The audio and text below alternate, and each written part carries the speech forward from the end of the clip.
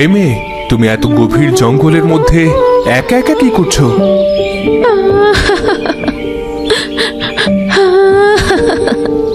আমার বাবা এসেছিল কাঠ কাটতে, বাবার সাথে এসেছিলাম আমি, কিন্তু আমার বাবাকে হঠাৎ বাঘে আক্রমণ করে খেয়ে ফেলে, আর আমি কোনো মতে জীবন বাঁচিয়ে এই গভীর জঙ্গলে এসে জঙ্গলের পথ হারিয়ে ফেলেছি। এখন আমার যাবার কোনো জায়গা নেই। এটা কি কথা বললে? তাহলে তো তুমি খুব সমস্যার মধ্যে আছো। এত গভীর জঙ্গলে তুমি একা একা, তোমাকে একা রেখে তো আমি যেতে পারবো না।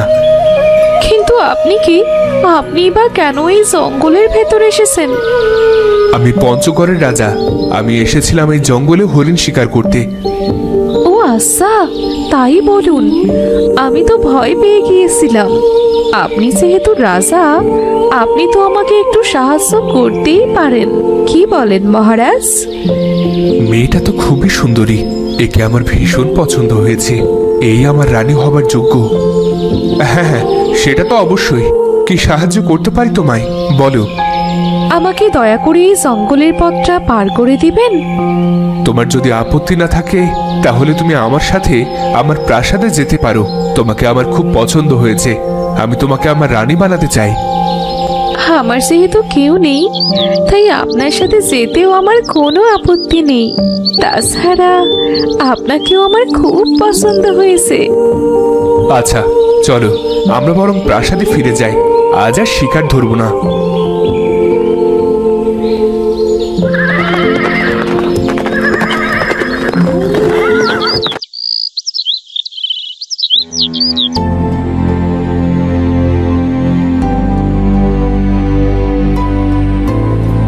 আমার রাজপ্রাসাদে তোমাকে স্বাগতম রানী। তা কেমন লাগছে নতুন জায়গায়? আমার তো সবকিছু স্বপ্নের মতো লাগছে মহারাজ। আমি তো কখনো স্বপ্নেও কল্পনা করতে পারিনি আমার এত সুখ হবে। এত সুখ আমার কপালে সইবে তো রাজামশাই। কি যে বলো না রানী, সুখ কেন সইবে না? এত চিন্তা করো না। খোদা সহায় হলে আমাদের কিচ্ছু হবে না। তাই যেন হয়।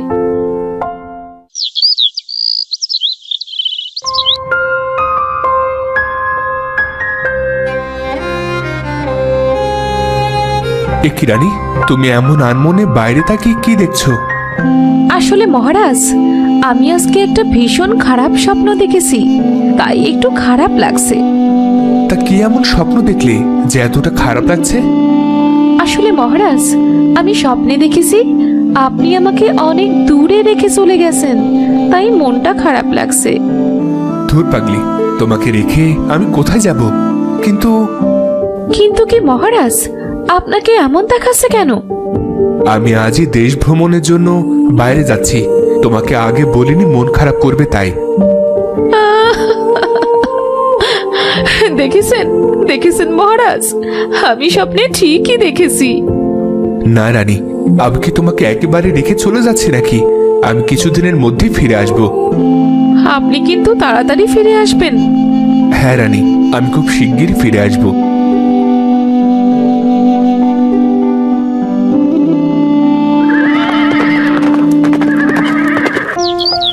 রানীমা, আসলে কিছু মনে করবেন না, আপনি কিন্তু খুব ভাগ্যবান। মহারাজের মতো এমন একজন স্বামী পেয়েছেন। মহারাজ কিন্তু খুবই ভালো মনের মানুষ। হ্যাঁ কমলা, ঠিকই বলেছো। আমি খুবই ভাগ্যবতী রাজার মতো এমন জীবন সঙ্গী পেয়ে। এ কি রানীমা, আপনার আবার কি হলো? উঠুন উঠুন।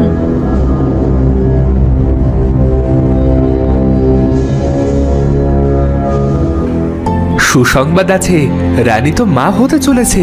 কিছু ওষুধ দিচ্ছি, রানীকে সময় মতো খাইয়ে দেবেন।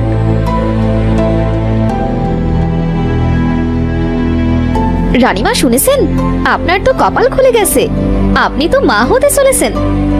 হ্যাঁ কমলা, আমি বুঝতে পেরেছি। আর আমাকে দেখেন রানীমা, আমি তো এতদিনেও কোনো মা ডাক শুনতে পেলাম না। দুঃখ করো না কমলা, তোমাকেও সন্তান দান করবে।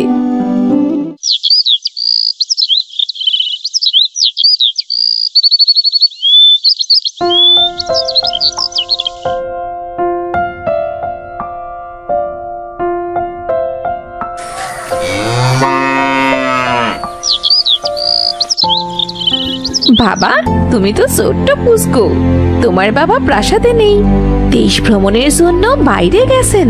শিগগিরই ফিরে আসবে আর তোমাকে খুব আদর করবে।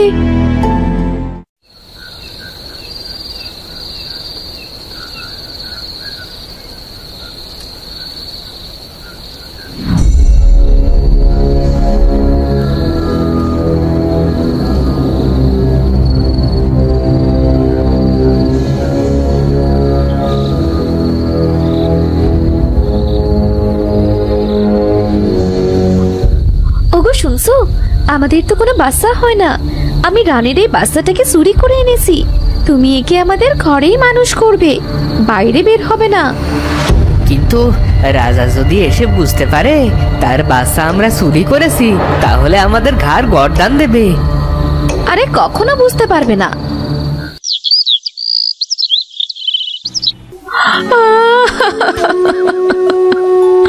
আমার বাচ্চাটা গেল কোথায়? আমি রাজাকে কি বলবো? চিন্তা করবেন না রানীমা, রাজা আসলে ঠিকই দেখবেন আপনার বাচ্চাকে খুঁজে বের করে দেবে। অনেক তো শান্তি করেছেন, আমার কোনো সন্তান নেই, এবার আমি একে আমার সন্তান হিসেবে বড় করব। রানীমা, আসলে আমি খুব অসুস্থ, কাল থেকে আমি আর প্রাসাদে আসতে পারবো না। তাহলে আমার সময় কাটবে কি করে? এই দুর্দিনে তুমিও চলে গেলে।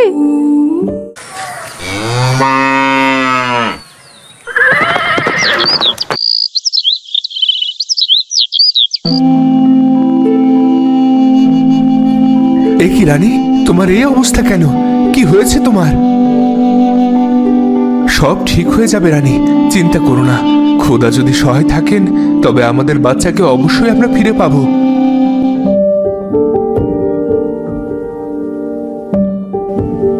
অনেকদিন তো হলো, আমাদের তো কোনো সন্তান হলো না।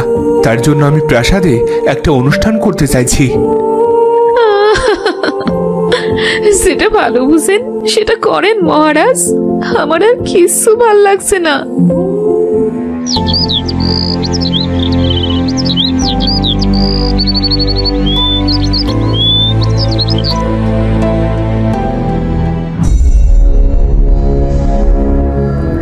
মা, প্রাসাদে সবাই বলছে আমি তোমার ছেলে না। তুমি আমায় কোথায় পেয়েছো মা? বাবা, সবাই মিথ্যে বলছে রে, তুই তো আমারই ছেলে বাবা। তাহলে সবাই এমন কথা বলছে কেন মা?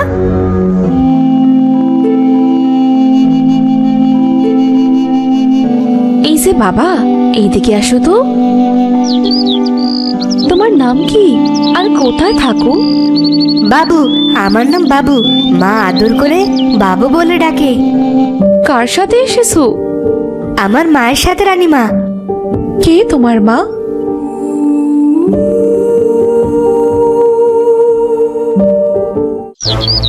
কমলা, তুমি এই বাচ্চা কোথায় পেয়েছো? তোমার তো কোনো বাচ্চা নেই। আসলে রানীমা, আমার দূর সম্পর্কের এক আত্মীয়ের ছেলে রাহুল, আসলে ওর মা মারা গেছে, তাই ওকে আমার কাছে রেখেছি। ওর বয়স এই 7 বছর। হ্যাঁ, আমার ছেলেও তো 7 বছর আগেই হারিয়ে গিয়েছে। আর আমার ছেলের কপালে এর মতো রাজ টিপ ছিল।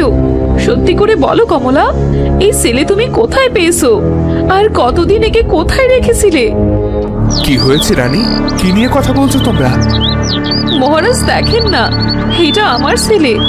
এই কমলাই এতদিন ধরে এর কাছে চুরি করে রেখেছিল আমার ছেলেকে। কি বলছো কি রানী এগুলো? না মহারাজ, রানী মিথ্যে বলছে। সন্তানের শোকে রানীমা পাগল হয়ে গিয়েছে। না মহারাজ, কমলা মিথ্যে বলছে। রানী, কি দেখে বুঝলে যে ও আমাদের ছেলে? মহারাজ, আমার ছেলের কপালে রাজ টিপ ছিল আর আমি এটা দেখেই চিনেছি। আর দেখেন না মহারাজ, আমার ছেলের নাম রাহুল রেখেছিলাম। এইটা আমার রাহুল মহারাজ।